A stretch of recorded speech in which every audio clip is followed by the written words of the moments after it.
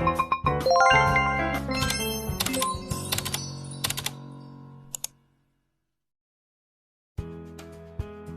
bumi. Tahukah Anda, gempa bumi merupakan guncangan atau getaran lapisan bumi secara tiba-tiba yang diakibatkan oleh adanya pergeseran antara lempeng bumi.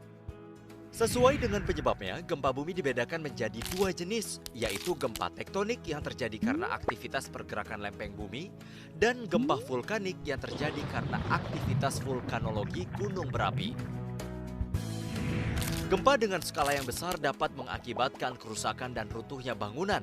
Kejadian bencana tanah longsor dan tsunami pun kerap kali datang setelah gempa bumi. Waspadai kemungkinan gempa susulan maupun bahaya kebakaran. Jika berada di dalam rumah atau gedung, jangan menggunakan lift. Berlindunglah di tempat yang aman jika terjadi gempa. Jauhi kaca, cermin, dan benda-benda yang tergantung. Jika berada di luar rumah, carilah daerah terbuka.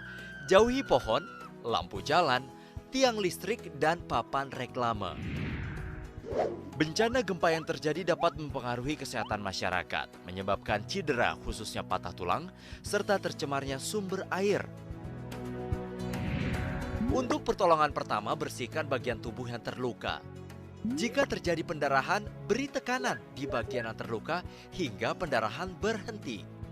Gunakanlah obat antiseptik untuk menghindari luka dan infeksi, serta beri penutup luka pada luka yang terbuka.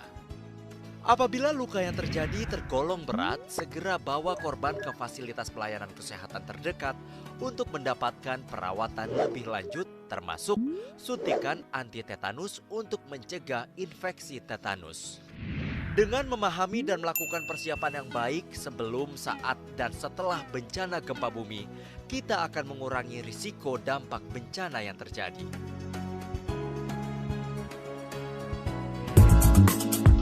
Gempa bumi bagian 2. Proses gempa bumi.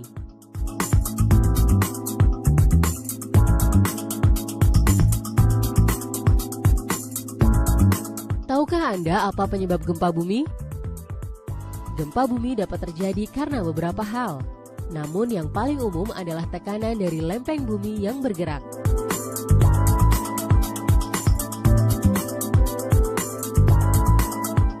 Dua lempeng tektonik yang berbeda arah gerakannya akan menghasilkan tumbukan. Tumbukan ini yang menimbulkan getaran gempa bumi.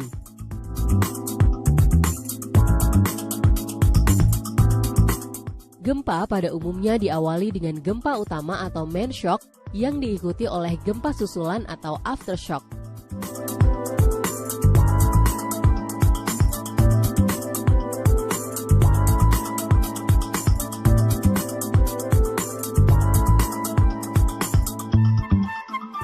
Tanah lunak akan menyebabkan gelombang gempa mengalami penguatan atau amplifikasi.